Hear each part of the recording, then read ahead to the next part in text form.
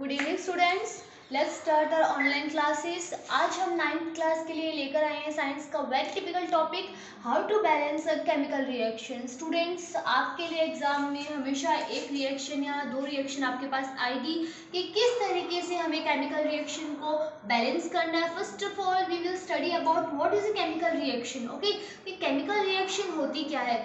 जब भी दो या दो से ज़्यादा रिएक्टेंट्स आपस में मिलकर एक प्रोडक्ट बनाते हैं तो उसे हम क्या बोलते हैं, केमिकल रिएक्शन। मैं बार बार हर वीडियो में यही डिस्कस करती हूँ दैट हमारी रूटीन के अंदर, डेली लाइफ के अंदर हमारे साइंस जुड़ी हुई है।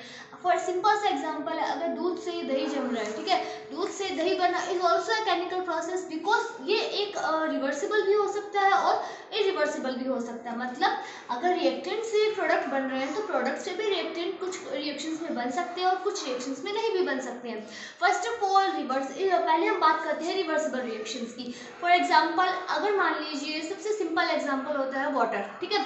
वाटर क्या है, सॉलिड फॉर्म के अंदर है, वो आइस के फॉर्म में होगा, ठीक है, अगर वो सॉलिड फॉर्म के अंदर है। अगर मैं उसे रूम टेम्परेचर के ऊपर रख दूँ तो वो मेल्ट होकर पानी की फॉर्म में, लिक्विड फॉर्म के अंदर आ जाएगा।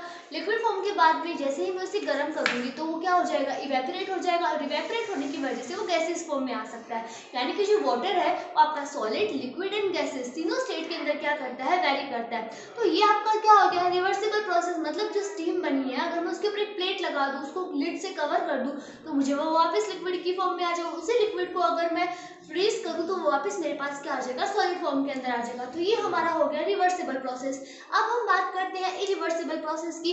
फॉर एग्जाम्पल, मान लीजिए बर्निंग ऑफ ए पेपर। अगर मैं किसी पेपर को जलाती हूँ, ऑब्वियसली गैस निकलेगी, काला धुआं निकलेगा। That is because of carbon, CO2 gas की वजह से, कार्बन डाइऑक्साइड गैस की वजह से वो क्या बनता है, हमारे पास वो धुआं और ऐश बनता है। क्या हम उस ऐश से दोबारा पेपर बना सकते हैं? नहीं। तो ये हमारा क्या होगा, इरिवर्सिबल प्रोसेस। अगर दूध से दही बन रहा है तो क्या उसी दही से आप वापस दूध बना सकते हैं? No. So it is called the reversible process. किसी भी केमिकल रिएक्शन के अंदर हमेशा हमारे पास रहेंगे reactant and products. Okay, now सबसे सिंपल से एक रिएक्शन जो होती है हमारे पास H2 प्लस Cl2, इससे क्या बनेगा हमारा HCl। ओके, अब देखिए ये हमारे पास क्या होता है, hydrogen, that is in our gaseous form. तो फर्स्ट जो रूल आता है आपका, रिएक्टेंट्स हमेशा आएंगे आपके लेफ्ट हैंड साइड में, जो आपका प्रोडक्ट बनेगा वो आपका आएगा राइट हैंड साइड में। और रिएक्टेंट अगर दो या दो से ज्यादा रिएक्टेंट्स आपस में रिएक्शन कर रहे हैं तो वो किससे शो करेंगे, हमें प्लस के साइन से। उसके बाद में ये एरो लगाना बहुत ज्यादा जरूरी है, क्योंकि ये एरो, इसकी जगह आप ये बिल्कुल भी नहीं लगाएंगे। कुछ स्टूडेंट्स एग्जाम में ये सबसे बड़ी गलती करते हैं, it is not correct. Okay, तो आपको ये एरो शो करना है। इस एरो का मतलब क्या है कि रिएक्शंस आगे की तरफ फॉरवर्ड डायरेक्शन के अंदर क्या हो रही है, प्रोसेस हो रही है। सो यहाँ पर हमारा ये क्या है, hydrogen, that is in gases state. Okay, आपको ब्रैकेट के अंदर में हमेशा जो भी आप रिएक्टेंट्स ले रहे हैं उनके आपको स्टेट्स लिखना कंपलसरी है।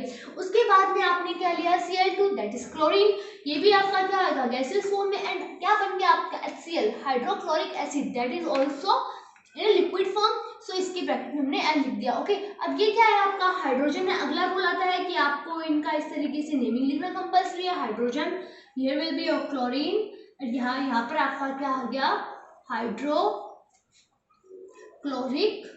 एसिड। ओके, अब ध्यान से देखिए, अब मेरा टॉपिक आज का है how to balance a chemical reaction. ठीक है, आपने जितनी भी केमिस्ट्री पढ़ी है उसके अंदर आपको जितनी भी रिएक्शंस मिलती है वो हमेशा बैलेंस मिलती है। लेकिन क्या आपने कभी सोचा है why we need to balance a chemical reaction, कि क्या बिना केमिकल रिएक्शंस को बैलेंस किए हुए हमारा काम नहीं चल सकता क्या, कि इन केमिकल रिएक्शंस को बैलेंस करने की जरूरत क्या है। तो इसके लिए हमारे पास हमारा एक लॉ आता है, law of conservation of mass. That means कि जितने रिएक्टेंट्स हैं उनका जितना मास है, जितना मॉलिक्यूलर मास है, उतना ही प्रोडक्ट का मास होना चाहिए। Left hand side and right hand side जो उनका मास है वो हमेशा कंजर्व रहता है। मतलब बिफोर द रिएक्शंस होने से पहले जो रिएक्टेंट का मास है, आफ्टर द रिएक्शन प्रोडक्ट बनने पर भी वो मास क्या रहेगा, हमेशा कंजर्व रहेगा, उसके अंदर कोई भी चेंज नहीं आएगा। इस लॉ को फॉलो करने के लिए we have to balance a chemical reaction, हमें केमिकल रिएक्शन को बैलेंस करने की जरूरत पड़ती है। तो सबसे सिंपल है, अगर मान लीजिए मैं यहाँ पर इस रिएक्शन के अंदर यहाँ पर 2 ना लगाऊं, ठीक है, तो हमें कैसे पता लगेगा कि यहाँ पर 2 आएगा? ठीक है, फर्स्ट जो हमारी सबसे सिंपल रिएक्शन है, लीजिए हम इसी रिएक्शन को एक बार मैं आपको बैलेंस करके दिखाती हूँ कि हाउ टू सॉल्व या how to balance this reaction, कि हमें इस रिएक्शन को किस तरीके से बैलेंस करना है।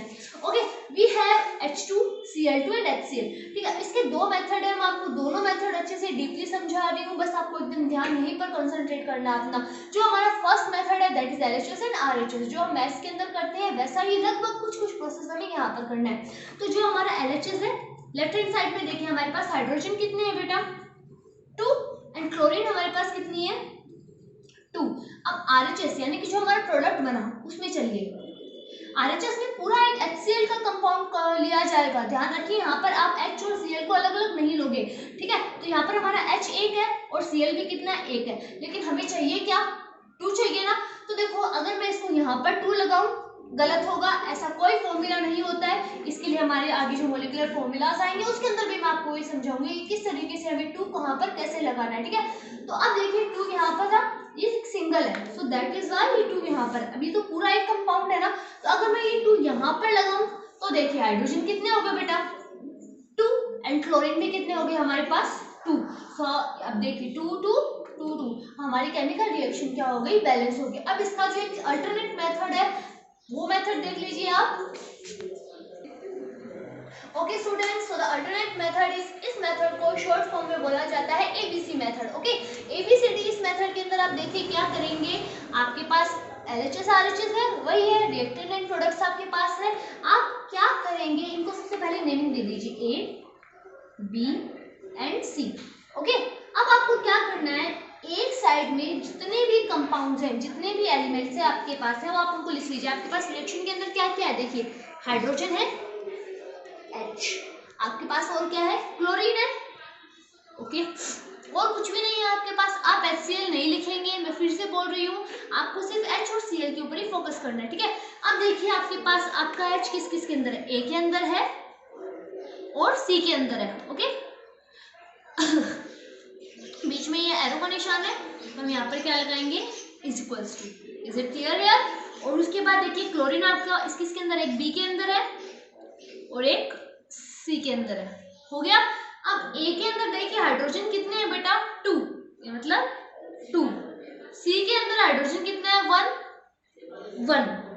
क्लोरीन के अंदर सॉरी B के अंदर क्लोरीन कितना है? 2, एंड C के अंदर कितना है? 1। अब एक चीज आपको हमेशा ध्यान रखनी है, यहाँ पर A ऑलवेज, हमेशा कोई भी रिएक्शन पुट कर लीजिए आप, हमेशा A की वैल्यू हमेशा क्या रहेगी? 1, ठीक है? अब अगर मान लीजिए अब यहाँ पर आप मैथमेटिकली इंडक्शन लगाओगे, ठीक है? अगर मैं A की वैल्यू यहाँ पर 1 पुट करूँ, that means 2 × 1 is equals to C। C की वैल्यू कितनी आ गई? 2। अगर C की वैल्यू यहाँ पर भी 2 है तो अल्टरनेटली यहाँ पर तो 2 होगी, ठीक है? अब यहाँ पर आप उठा के आपको क्या करना है, अभी B की वैल्यू और निकालनी बाकी है, तो C की वैल्यू 2 आ गई, 2 × B, आप इस इक्वेशन के अंदर C की वैल्यू पुट कीजिए 2, B is equals to 2/2 is equals to 1। B की वैल्यू कितनी आ गई? 1। तो हमारे पास देखिए बेटा वैल्यूज क्या आ गई? A is equals to 1, B is equals to 1 and C is equals to 2। अब कुछ नहीं करना, जो जो वैल्यूज आपकी आई है ना, आपको उसको यहाँ A B C की जगह पुट कर देना है बस। Okay, so your chemical equation is balance. आपके पास दो तरीके हैं, आपको जो तरीका समझ आए आप उस तरीके से इस इक्वेशन को सोल्व कर सकते हो, इजीली सोल्व कर सकते हो।